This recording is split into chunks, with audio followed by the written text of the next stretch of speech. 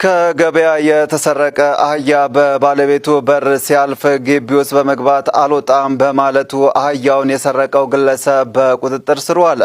እሰይ ነው ተባረኩልኝ። ስናስብ ሰሞኑ ስንጨነቅ ምን ሆና ይሆን እቺን የመሰለች ቤተሰብ አስተዳዳሪ ገና ልጅ እግር አህያ በመንገዷ ምን አጋጥሟት ይሆን ብለን ስንጨነቅ ነው የደረሳችሁልን። ጉድ እኮ ነው ዘንድሮ። እቺን የመሰለች የቱርክ ፊልም የሆነች ሀገር ላይ የኖርን ስንት የሚወራ ዜና ጠፍቶ ነው ስለ አንድ መንደሪያ አህያ ከአንዱ ቤት ወደ አንዱ ቤት ስትሽከረከረ የምንሰማው።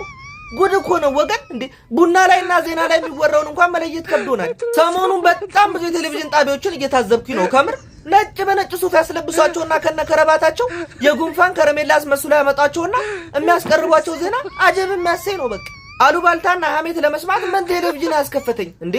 ለማዘርና ለጓደኞቿ ቆንጆ የተለቀመ የ50 ብር ቡና ይዘመይድ እኮ ነው ጀባ ማለት ነው። የፈለግከውን ቁም ነገር አዘናሜት ትሰማለህ። የፈለግከውን ሰው አጥበህ ታሰጧለህ በምላስ። እውነቴን እኮ ነው። ከምር ደስ አይልም። በቃ እንዴ እረፉ። እንግዲህ ቤተሰብ ዛሬ ልደቴ ነው ማለት ነው። በተመሳሳይ ደግሞ የዛሬ 2 ዓመት በዚህቹ በተመሳሳይ ቀን ቲክቶክን ሀ ብለን የጀመርንባት ቀናት በእናንተ ድጋፍና ፎሎ ምክንያት ከ185,000 በላይ ቤተሰቦችን አፍርቻለሁ። በእናንተ ብዙ እድል አግኝቻለሁ። በረከቶቼ ናችሁ ጋይስ። እንግዲህ እንደተለመደው በደንብ ይህንን ፔጅ ፎሎ ላይ ኮፒ ሊንክ ማድረግ እንዳይረሳ። ከዚህም በላይ እንደምንበዛ እንደምታሳዩኝ አልጠራጠርም። በደንብ እንስቃለን፣ እንጫወታለን። እወዳችኋለሁ። ይመቻችሁ።